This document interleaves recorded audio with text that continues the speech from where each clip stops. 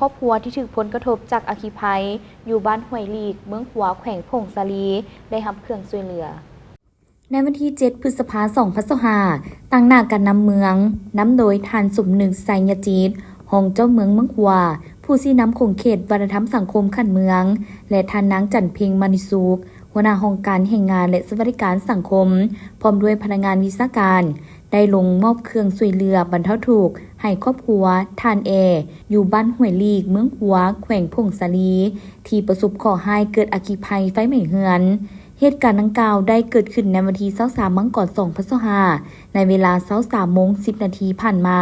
เฮ็ดให้เรือนและเครื่องต่างๆอยู่ในเรือนถูกไหม้เกลี้ยงแต่โชคดีบ่มีผู้ได้รับบาดเจ็บและเสียชีวิตมูลค่าเสียหาย70 ล้านกีบโอกาสดังกล่าวท่านสมนึกไสยจิตก็ได้แสดงความเป็นห่วงเป็นใย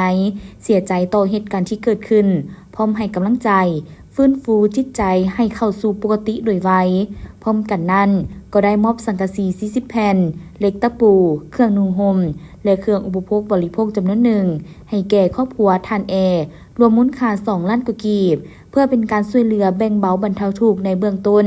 และยังเรียกร้องมายังครอบครัวที่ถูกผลกระทบจงมีสติระมัดระวังในการนำใช้วัตถุและอุปกรณ์เครื่องใช้ไฟฟ้าต่างๆเข้าในการรับใช้ชีวิตประจำวันให้ดีกว่าเก่าเพื่อบ่ให้เหตุการณ์ดังกล่าวเกิดขึ้นในต่อหน้าพร้อมทั้งเรียกร้องให้อำนาจการปกครองบ้านจงสืบต่อช่วยเหลือเบิ่งแยงครอบครัวที่ถูกเคราะห์ร้ายจากอัคคีภัยในครั้งนี้อีกด้วย